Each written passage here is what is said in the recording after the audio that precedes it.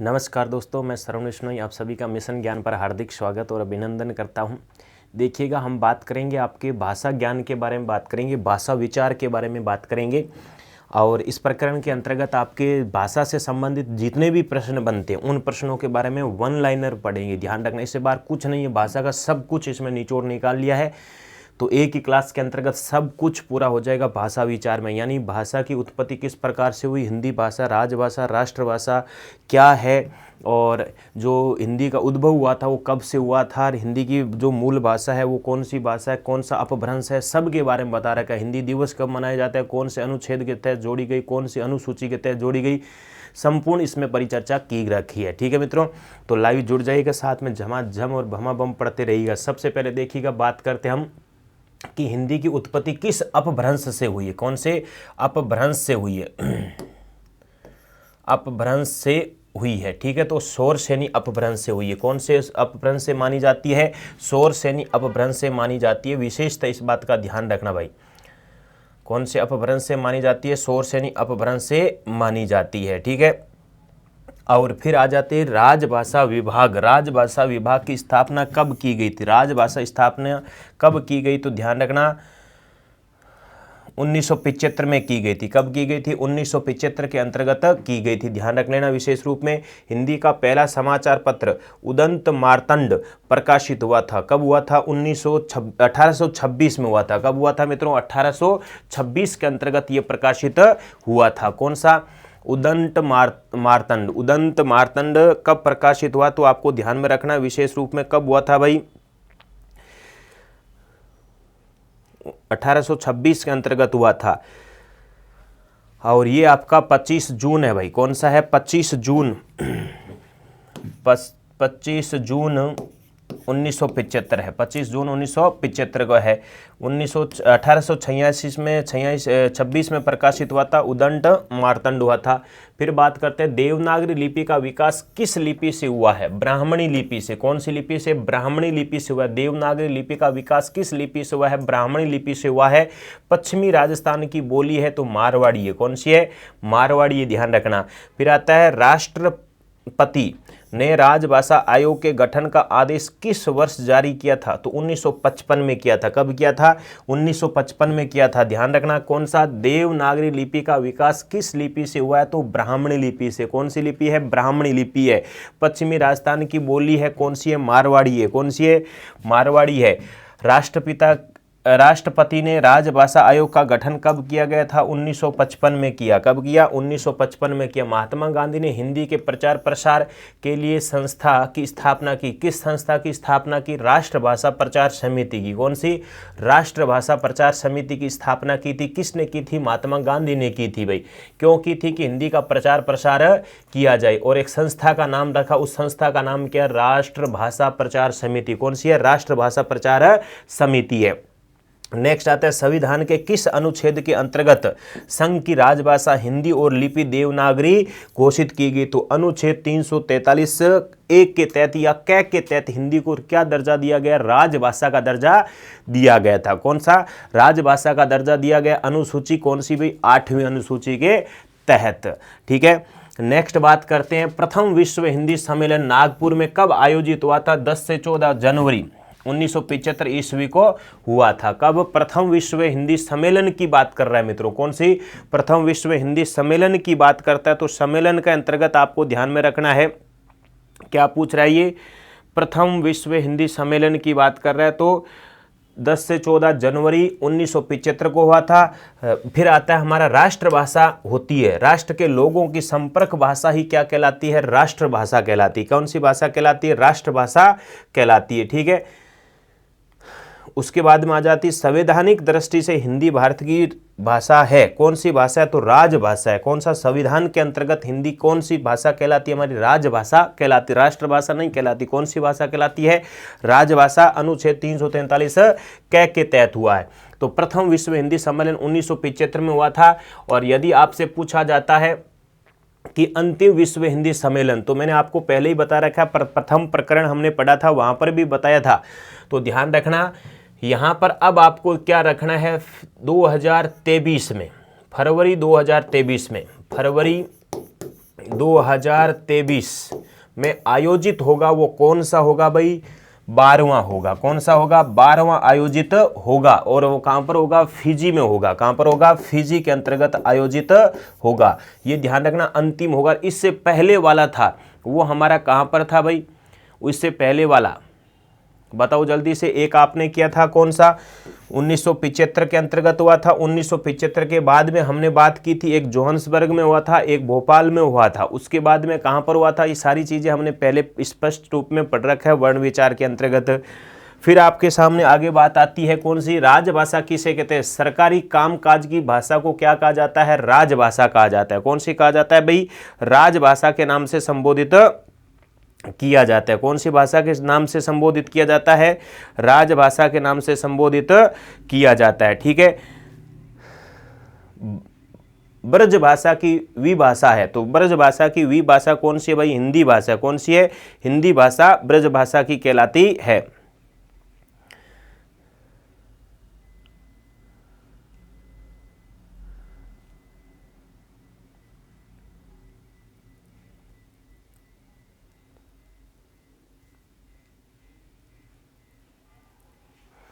Next देखो भाई, बात करते हैं कौन सी? राजभाषा।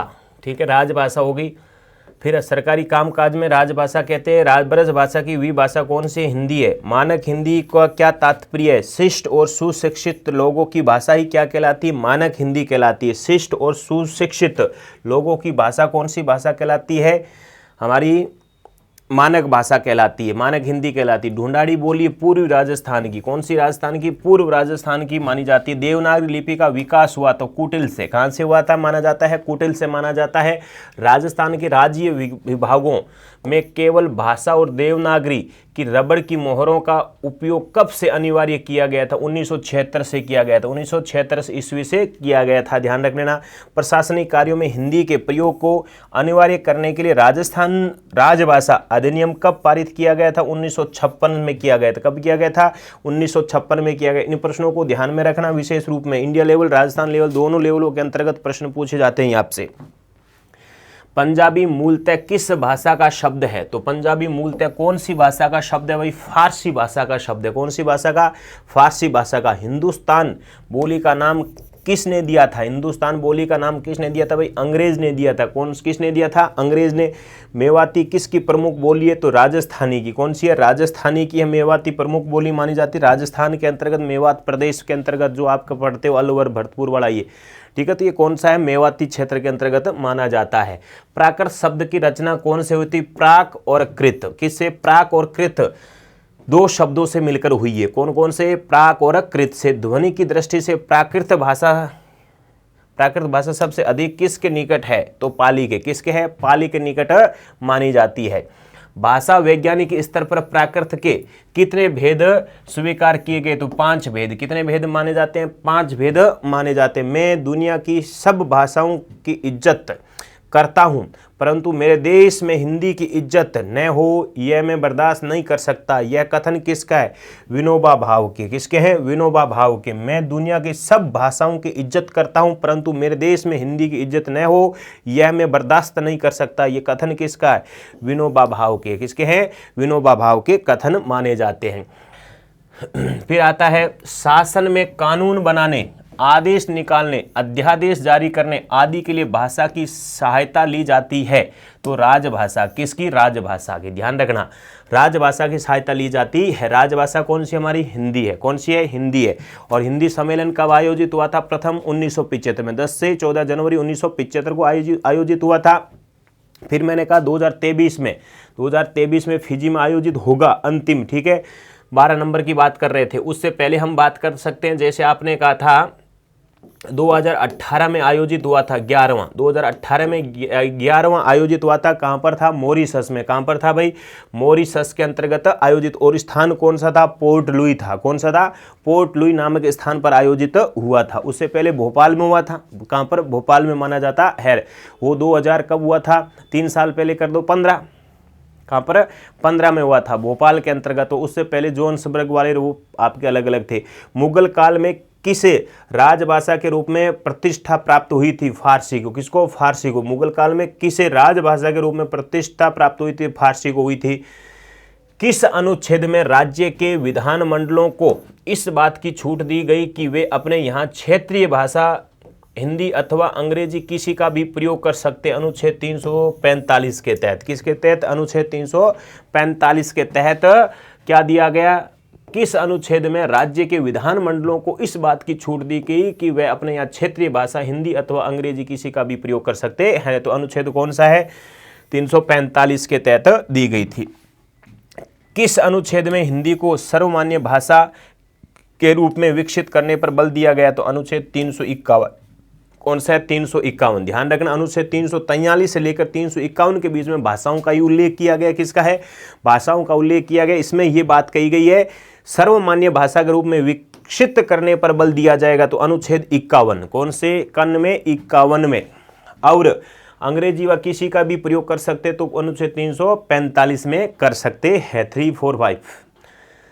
1955 ईस्वी में किसकी अध्यक्षता में राजभाषा का गठन किया गया? तो बाल गंगाधर खरे के अध्यक्षता में। किसके?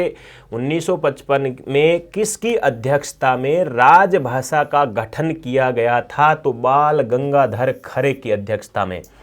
जब तक हिंदी भाषा का राज्य हिंदी को स्वीकार नहीं कर लेता तब तक अंग्रेजी हिंदी के साथ राजभाषा अनियमित में की गई थी। कब की गई थी भाई?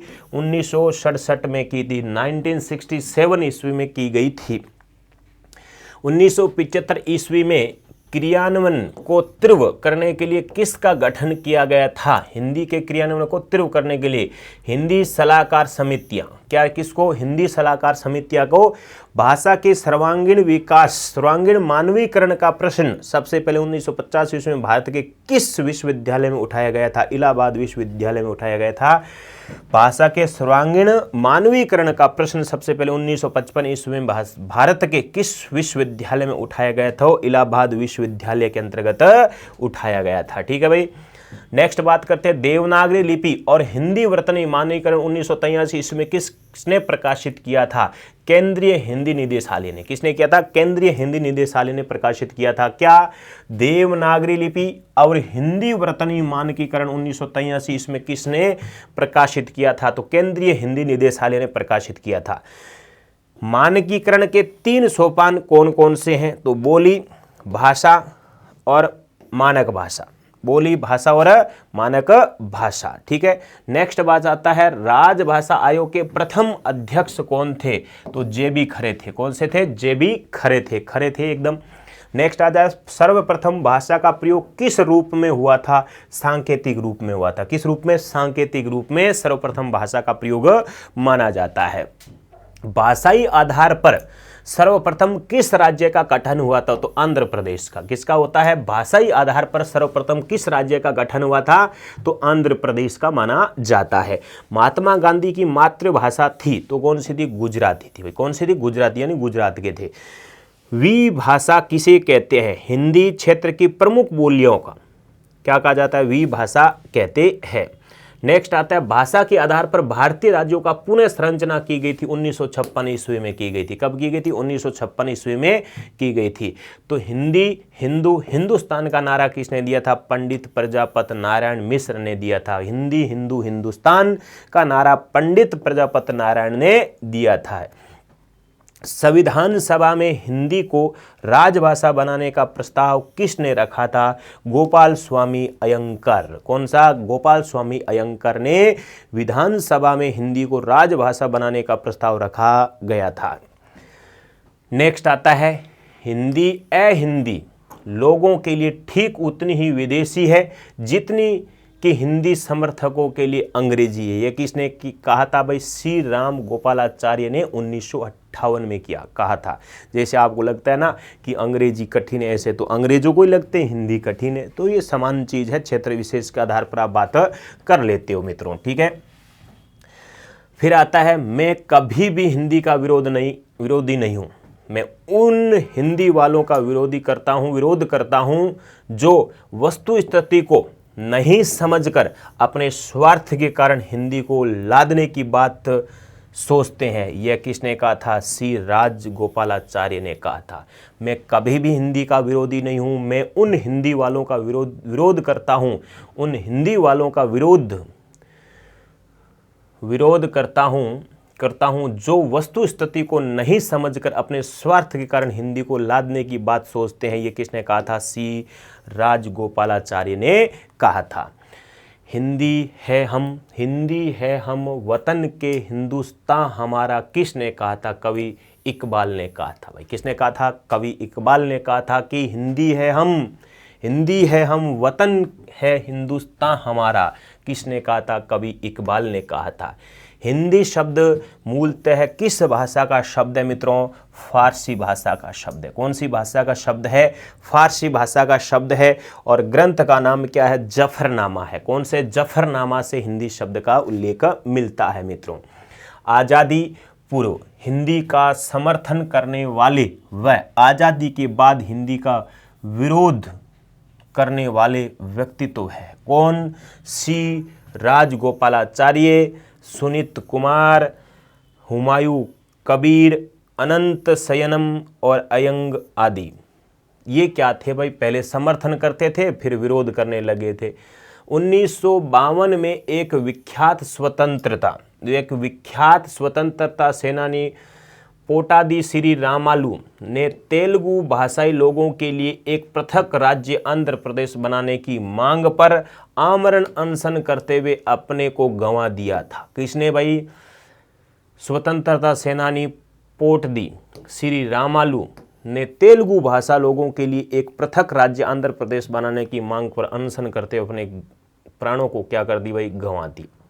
हिंदी को राष्ट्रभाषा बनाने का विचार सर्वप्रथम बंगाल में उदित हुआ था। कहाँ पर हुआ था? बंगाल में उदित हुआ था। अनुच्छेद 120 में भारतीय संसद में प्रयुक्त की जाने वाली भाषा का उल्लेख है। कौन सा है? उल्लेख माना जाता है। अनुच्छेद 210 में राज्यों के विधानमंडलों के कार्यों संबंधित राज्य के राजभाषा या हिंदी या अंग्रेजी में करने का प्रावधान किया गया है। और अनुच्छेद 344 में राजभाषा के संबंध में आयोग 5 वर्ष के उपरांत राष्ट्रपति द्वारा और संसद समिति 10 वर्ष के उपरांत का गठन करने का प्रावधान है। फिर आता है अनुच्छेद 345 में राज्य की राजभाषा उसकी प्रादेशिक भाषाएं या हिंदी होगी तथा ऐसी व्यवस्था होने तक अंग्रेजी जारी रहेगी का प्रावधान है। कहाँ पर? 345 में। किसमें? 345 की बात कर रहा है। संविधान के अनुच्छेद 348 व 349 में उच्चतम और उच्च न्यायालयों की भाषा के बारे में प्रावधान है मित्रों। ध्यान रखना भाई, छोटी छोटी बातें हैं इसके अंतर्गत, उनको विशेषतः ध्यान रखना है आपको।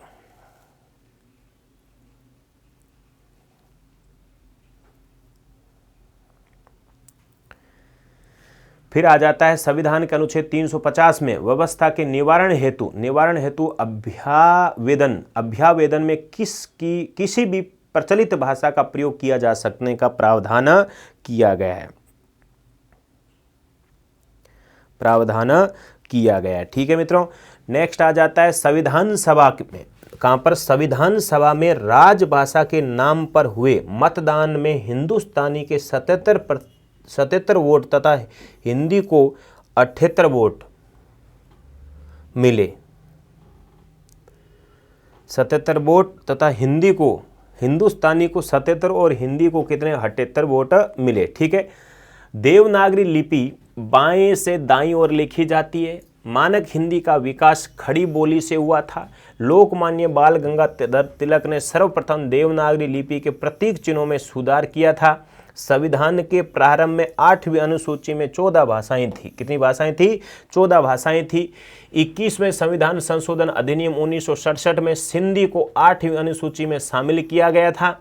और हमारे देश में हिंदी को राजभाषा कब घोषित किया? 14 सितंबर 1949 को। इसी कारण प्रति वर्ष 14 सितंबर को क्या मनाया जाता है? हिंदी दिवस मनाया जाता है। ठीक है।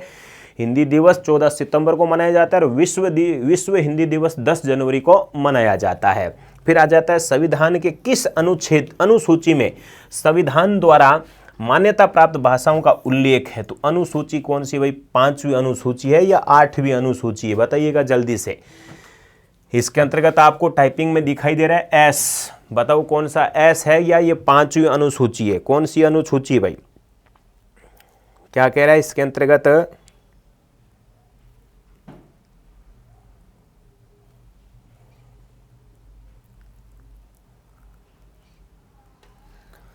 अनुसूची कौन सी है भाई, बताइएगा। संविधान की किस अनुसूची में संविधान द्वारा मान्यता प्राप्त भाषाओं का उल्लेख है। तो ये 8वीं अनुसूची है, कौन सी है, 8वीं अनुसूची के तहत है। हिंदी दिवस कब मनाया जाता है, 14 सितंबर को मनाया जाता है। राजभाषा अधिनियम किस वर्ष पारित किया गया था, 1963 में किया गया था। राजभाषा का सामान्य अर्थ क्या होता है, राजकाज की भाषा। राजकाज की भाषा यानी राज्य के कार्यालयों में या पत्राचार में, व्यवहार में, कामकाजों में की जाने वाली भाषा, व्यवहार में लाने वाली भाषा क्या कहलाती है, राजभाषा कहलाती है। देश की राजभाषा से संबंधित संवैधानिक प्रावधान भारतीय संविधान के किस भाग में दिए गए हैं। तो भाग 17 में दिए गए। किस में दिए गए हैं, भाग 17 में दिए गए हैं। संविधान के कौन कौन से भागों में राजभाषा संबंधित प्रावधान है। तो अनुच्छेद 343 से लेकर 351 तक राजभाषा के प्रावधान संबंधी बात की गई है। हमने पहले भी बात की थी। भारतीय संविधान में वर्तमान में कितनी राजभाषाएं मान्यता प्राप्त है। तो 22। कितनी है, 22 है। भारतीय संविधान में वर्तमान में कितनी भाषाएं मान्यता प्राप्त है, कितनी भाषाएं मान्यता प्राप्त है। तो कितनी है भाई, 22 है। राजभाषा नहीं, ध्यान रखना। हिंदी को भारतीय संघ की प्रधान राजभाषा घोषित करने का उपबंध संविधान के कौन से अनुच्छेद में है, कौन से अनुच्छेद में है। तो अनुच्छेद 343 के अंतर्गत है।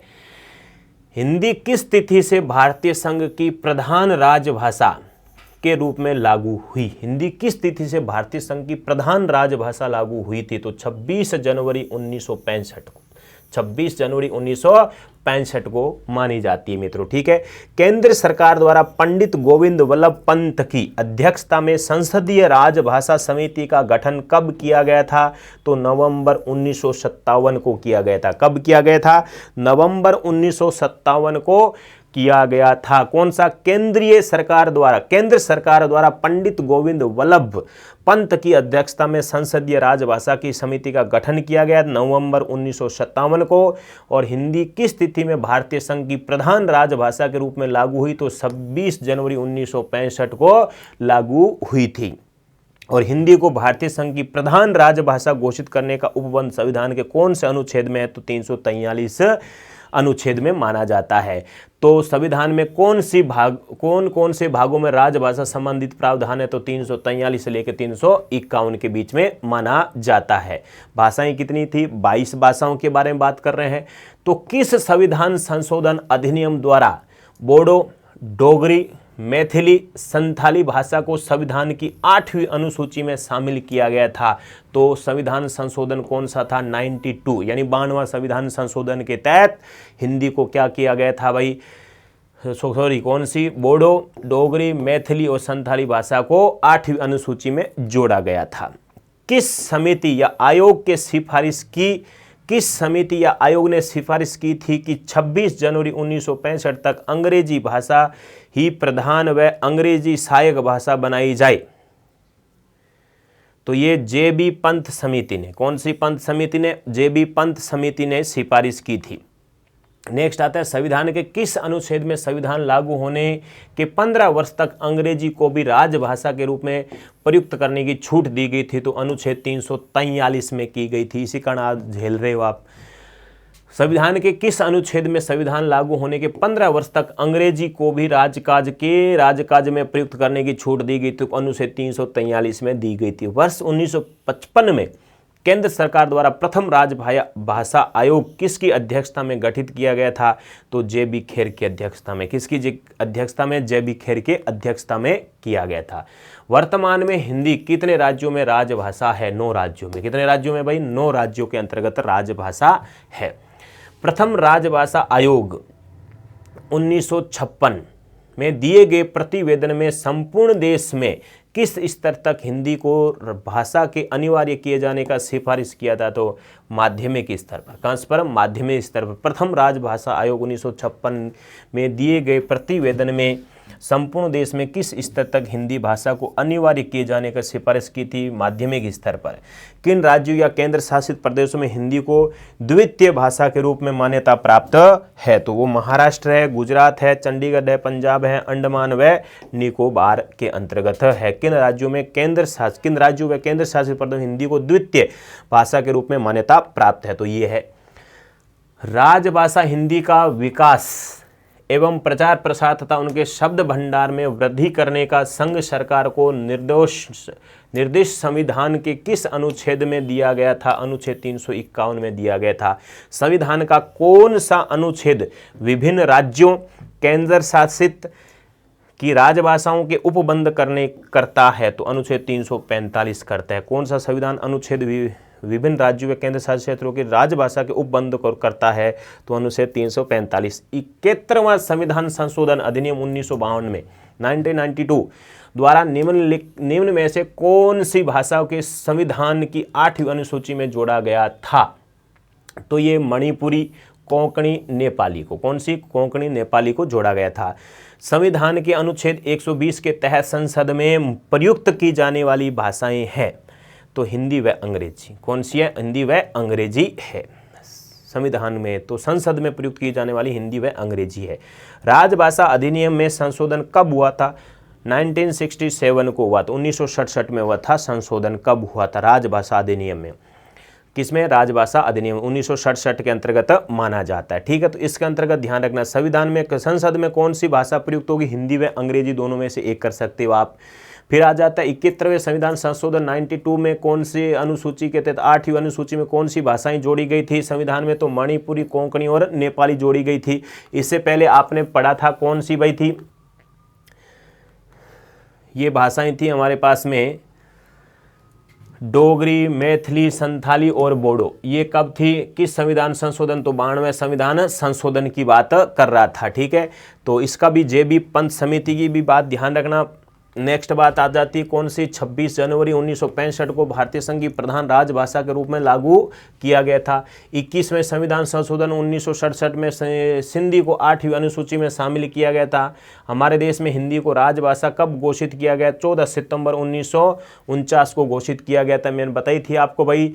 ठीक है, तो हमने बात की थी प्रथम, क्या थी? प्रथम विश्व हिंदी सम्मेलन। विश्व हिंदी सम्मेलन तो ये था 1975 में, नागपुर महाराष्ट्र में था। कहाँ पर था ये? नागपुर महाराष्ट्र में था। ये भी बात ध्यान रख लेना, कहाँ पर था? नागपुर महाराष्ट्र में था। कहाँ पर था? नागपुर महाराष्ट्र में था। और ये कब था? 10 से 14 जनवरी को आयोजित हुआ था। फिर हमने बात की थी कब? यानी 2018 में। तो 11वां विश्व हिंदी सम्मेलन 2018 में आयोजित हुआ था। और ये कहाँ पर था? मॉरिशस में था। कहाँ पर था? मॉरिशस में था। और पोर्ट लुई नामक स्थान पर था। पोर्ट लुई नामक या लुइस नामक स्थान पर इसका आयोजन किया गया था। फिर आएगा आपका 12वां। तो 12वां होगा 2023 फरवरी में होगा। कहाँ पर? फरवरी में होगा और फिजी में होगा। कहाँ पर? फिजी में। ये प्रस्तावित है, ध्यान रखना। क्या है? प्रस्तावित है। और फरवरी के बाद में ध्यान रख लेना, ये आपका कौन सा हो जाएगा? आपका 12 नंबर का हो जाएगा। फिर इससे पहले जो आपने किया था वो कहाँ पर था भाई?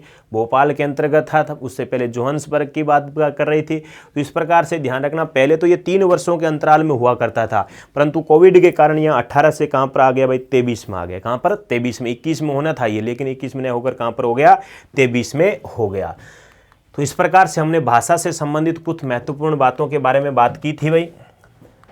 तो ये बात ध्यान रखना, कोटेशन अच्छी बात है कि मैं कभी भी हिंदी का विरोधी नहीं हूँ। मैं उन हिंदी वालों का विरोध करता हूँ जो वस्तु स्थिति को नहीं समझकर अपने स्वार्थ के कारण हिंदी को लादने की बात सोचते हैं। तो राम गोपालाचार्य ने कहा था। और हिंदी हिंदी लोगों के लिए ठीक उतनी ही विदेशी है जितनी कि हिंदी समर्थकों के लिए अंग्रेजी है। यह कथन किसने कहा था? राम गोपालाचार्य ने कहा था। तो ये बात अच्छी है आपके। हिंदी हिंदू हिंदुस्तान का नारा किसने दिया था? पंडित प्रजापति नारायण ने दिया था। संविधान सभा हिंदी की राजभाषा बनाने का प्रस्ताव किसने रखा था? गोपाल स्वामी अयंकर ने रखा था। और भाषाई आधार पर सर्वप्रथम किस राज्य का गठन हुआ था? आंध्र प्रदेश का। किसका हुआ था? आंध्र प्रदेश का। ठीक है, नेक्स्ट आ जाती है राजभाषा आयोग के प्रथम अध्यक्ष कौन थे? जेपी खरे थे। कौन थे? जेपी खरे थे। सर्वप्रथम भाषा का प्रयोग किस रूप में हुआ था? तो सांकेतिक रूप में माना जाता है। तो ये इस प्रकार से आपको थोड़ा ध्यान रखना, वे महत्वपूर्ण बातें थी, इनका स्क्रीनशॉट ले लेना और फिर आपके सामने इसको, ठीक है, छाप देना भाई इसको। प्रथम विश्व सम्मेलन की महात्मा गांधी ने प्रचार प्रसार, देवनागरी लिपि का विचार, ये सारी चीज़ें इसके अंतर्गत आपके कर दी गई है। तो इस अंक के अंतर्गत मित्रों बस इतना ही। नमस्कार, धन्यवाद सभी को। राम राम, झमाझम करते रहो और भमा भम करो।